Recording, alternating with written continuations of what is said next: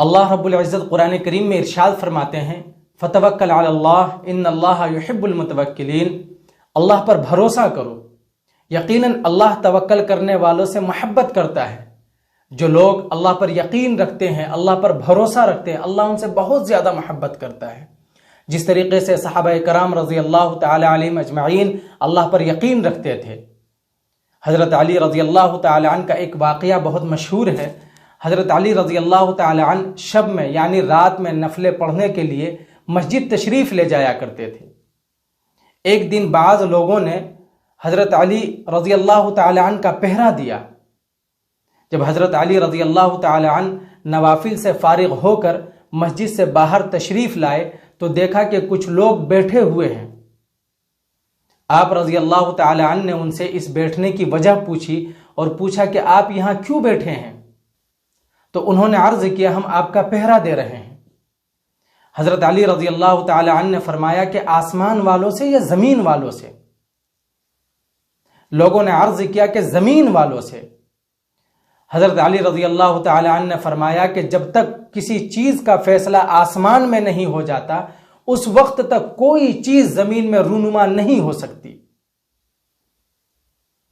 اور بے شک یہ حقیقت ہے کہ ایمان کی لذت کوئی شخص اس وقت تک نہیں پا سکتا جب تک اس کا یقین اس چیز پر نہ ہو جائے کہ جو کچھ اچھا برا اسے پہنچا ہے وہ ہٹنے والا نہ تھا اور جو اسے نہیں پہنچا وہ پہنچنے والا نہ تھا، جب تک کہ اللہ کا حکم نہ ہو جائے، جب تک کہ اللہ کی مرضی اس میں شامل نہ ہو۔ بعض روایات میں آتا ہے کہ حضرت علی رضی اللہ تعالی عنہ کے پاس دو شخص فیصلے کے لیے آئے۔ حضرت علی رضی اللہ تعالی عنہ ایک جھکی ہوئی دیوار کے سائے کے نیچے بیٹھے تھے۔ ایک شخص کا وہاں سے گزر ہوا، حضرت علی کو کہنے لگا کہ حضرت یہ دیوار گرنے والی ہے۔ حضرت علی رضی اللہ تعالی عنہ نے فرمایا کہ تو جا، اللہ حفاظت کے لیے کافی ہے۔ پھر حضرت علی رضی اللہ تعالی عنہ نے ان دونوں شخصوں کا فیصلہ سنایا اور ان کا مقدمہ طے کیا اور ان کا فیصلہ جیسے کیا اور وہاں سے کھڑے ہوئے تو فوراً وہ دیوار گر گئی۔ دوستو، کہنے کا مقصد اور منہج یہ ہے کہ صحابہ کا یہ یقین اللہ پر تھا، یہ بھروسہ تھا، یہ توکل علی اللہ تھا، جس کی وجہ سے یہ صحابہ اللہ کے اتنے قریب ہوئے۔ پھر اللہ نے بھی کسر نہیں چھوڑی، پھر اللہ نے ان کے آخرت کے فیصلے دنیا میں کرے۔ اللہ نے ان کو رضی اللہ عنہم ورضوا عنہ کا مژدہ سنایا، اللہ نے ان کو خوشخبری اور جنت کی بشارت دنیا میں دے دی، اور اللہ نے کھلے عام کھلم کھلا قرآن کریم میں اعلان کر دیا رضی اللہ عنہم ورضوا عنہ۔ کس وجہ سے؟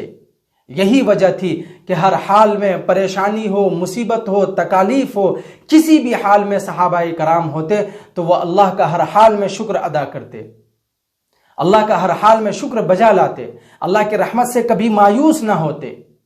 جس حال میں بھی صحابہ ہوتے، کبھی تنگی آ جاتی، پریشانی آ جاتی تو 2 رکعت نفل پڑھتے اور اللہ کے سامنے ہاتھ پھیلا کر اللہ سے دعا مانگتے کہ اللہ تو نے پریشانی دی ہے تو تو ہی ختم کرنے والا ہے۔ یہ یقین تھا، اور پھر وہ ہاتھ اٹھاتے تو ادھر پریشانیاں دور ہو جاتی، کیونکہ اللہ کو پتا تھا کہ میرے بندے کو مجھ پر یقین ہے اور وہ اس یقین کے ساتھ مجھ سے دعا مانگ رہا ہے کہ جیسے ہی میں دعا مانگوں گا اللہ میری پریشانیوں کو دور کر دیں گے۔ اللہ ان کی دعاؤں کا لحاظ رکھتا، ان کی دعاؤں کی عزت رکھتا، ان کی یقین کی عزت رکھتا، اور اللہ ان کی تکالیف کو دور کر دیتا۔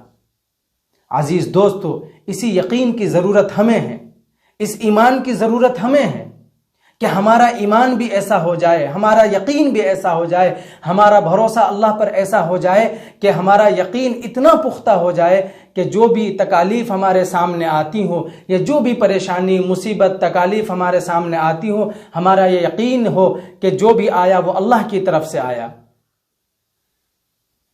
دوستو، یاد رکھنا کہ اللہ کے حکم کے بغیر کوئی چیز حرکت میں نہیں آتی، وہ پریشانی ہو یا مصیبت ہو، وہ سہولت ہو یا آسانیاں ہو، اللہ کے حکم کے بغیر وہ حرکت میں نہیں آتی۔ اللہ کے حکم کے بغیر تو ذرات بھی حرکت میں نہیں آتے۔ تو دوستو، اس یقین کی ضرورت ہے۔ جب یہ یقین ہمارے دل میں آ جائے گا اور کامل یقین ہمارا ہو جائے گا، اللہ پر پختہ یقین ہو جائے گا، تو یاد رکھیے کہ مصیبت کے بادل چھٹ جائیں گے، سیاہ بادل چھٹ جائیں گے، ہماری بگڑی بن جائے گی، تمام مصیبتیں ٹل جائیں گی۔ آج ہمیں ذرا سی تکلیف ہو جاتی ہے، ہم پتہ نہیں کہاں کہاں بھاگے جاتے ہیں، کبھی کسی کے پاس کبھی کسی کے پاس۔ خدا کی قسم دل پہ ہاتھ رکھو اور سوچو کہ کبھی تکلیف آئی ہو اور کبھی وضو کر کے 2 رکعت نفل نماز پڑھ کے اللہ کے سامنے اس مصیبت کو رکھا کہ اللہ تو نے تکلیف دی، تو ہی اس کو ہٹانے والا ہے، اللہ اس تکلیف سے مجھے بری کر دے۔ کبھی نہیں، کیونکہ ہمیں ضرورت ہی نہیں پڑی، ہم نے اللہ کو سمجھا ہی نہیں، اللہ سے محبت کیسے کی جاتی ہے، اللہ سے عشق کیسے کیا جاتا ہے، یہ ہم نے کبھی نہیں سمجھا۔